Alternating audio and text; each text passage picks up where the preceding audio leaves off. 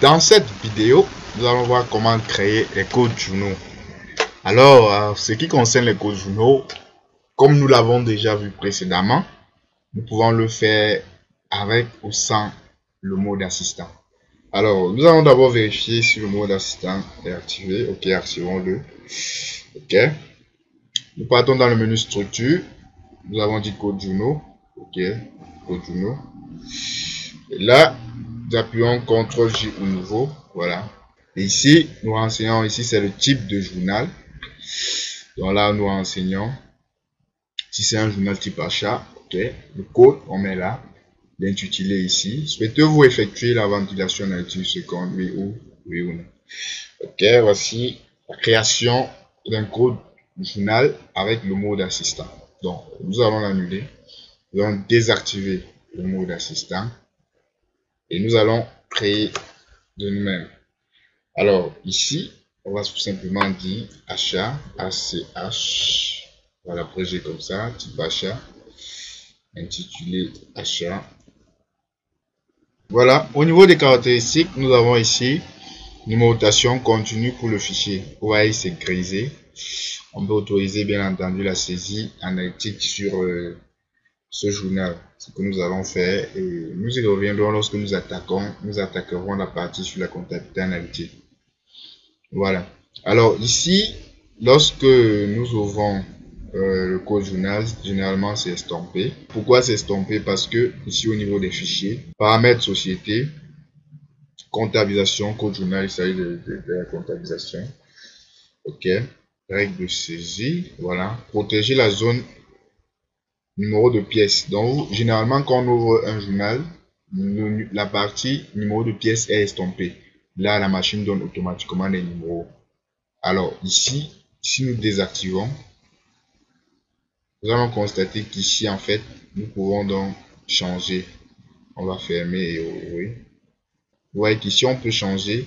On peut mettre numérotation manuelle, numérotation continue par le journal, mensuel, ça on ne sait pas. La numérotation continue par le fichier est estampée. Donc il faut protéger cette zone là. C'est conseillé. Donc je vais venir là, règle de saisie, et je vais cocher. Et là, je peux protéger la zone, mais je ne demande pas une numérotation continue pour le fichier. Donc, je vais cliquer là pour que ce soit une numérotation continue. Et OK. OK, on va valider. Ici, nous allons simplement faire un bref aperçu des journaux. Alors, lorsqu'on parle du type achat, c'est pour enregistrer les écritures d'achat. Le type vente, c'est pour enregistrer les écritures de vente. Le type trésorerie, c'est pour enregistrer les écritures soit de banque, soit de caisse. Le type général, c'est pour enregistrer les écritures concernant les opérations diverses ou le journal des annuaux ou les écritures des annuaux. Et le type situation, c'est pour la comptabilité d'engagement. Alors, en ce qui concerne les écritures de la comptabilité d'engagement, je vous invite à suivre la formation sur la gestion commerciale. Vous saurez mieux en ce qui concerne les écritures d'engagement. Alors, nous allons ici créer les comptes de trésorerie parce que ça concerne une certaine particularité que les comptes d'achat et de vente ne disposent pas. Donc, nous allons cliquer sur trésorerie. Là, nous allons mettre comme code, disons,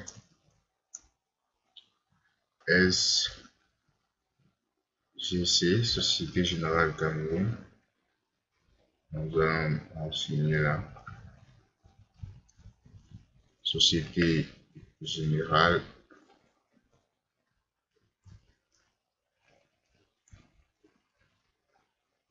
Cameroun. Alors ici, on me demande de renseigner un compte de trésorerie. Nous déposons le curseur, nous pouvons soit dérouler à partir d'ici.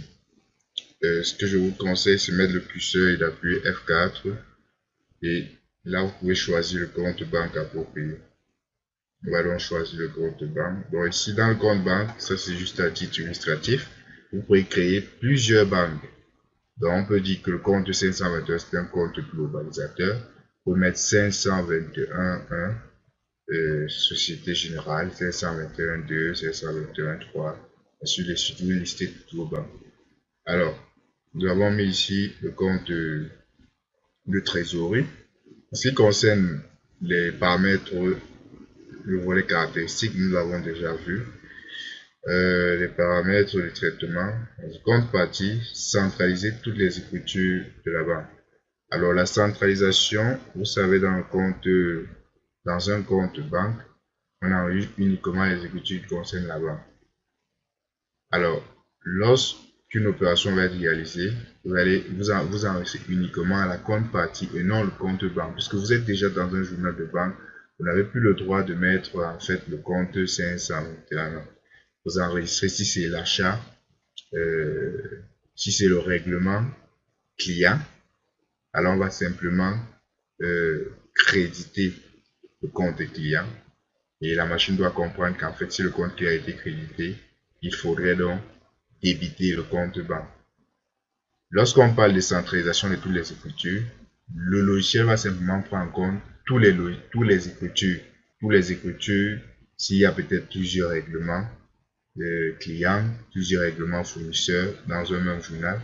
Le logiciel va prendre en compte les numéros 411 et 401 et à la fin, il va débiter un seul compte 521 et créditer un seul compte 521. C'est là pour synthétiser l'ensemble des opérations. Donc si aucune écriture, s'il y a eu aucune écriture qui permette que le compte 521 soit crédité, alors on va simplement débiter le compte 521. Je m'explique, s'il n'y a eu aucun règlement, c'est-à-dire aucun compte 401 n'a été débité, alors il n'y aura aucun 521 crédité. Si on a simplement fait les règlements clients ou bien il y a eu uniquement les règlements clients, la machine va uniquement débiter le compte 521. En ce qui concerne la contrepartie, on va pas choisir centraliser, on va choisir ici générer une contrepartie à chaque ligne. Ça veut dire que lorsqu'on passe un 411, que le logiciel donne automatiquement un compte 521. Moi, je pense que c'est un peu plus fluide et ça permet une interprétation rapide des écritures. Donc, à chaque écriture comptable, il y aura un compte 521 qui sera débité, au lieu de débiter un seul compte pour l'ensemble des écritures à la fin de la période. Parce que généralement, les écritures en comptabilité sont mensuelles. Alors, ici, rapprochement sur aucun. Ce paramètre concerne le rapprochement bancaire. Alors, nous voulons faire le rapprochement sur le compte de contrepartie, sur le compte de trésorerie. Donc ici, nous allons choisir sur le compte de contrepartie. Lorsque nous serons on peut également choisir sur le compte de trésorerie. Lorsque nous serons dans l'état de rapprochement, je vais vous expliquer l'impact du choix de chacun de ces comptes dans le choix sur le rapprochement. Donc, pour notre part, on va d'abord mettre contrepartie. Voilà. Donc, ici, c'est pour dire que sur ce compte, on pourra effectuer ou faire un rapprochement. Je vais donc cliquer OK. Je l'ai déjà expliqué, nous pouvons donc à partir ici créer un compte général qui doit concerner un journal, soit un journal des à nouveau, soit le journal des OD ou opérations diverses.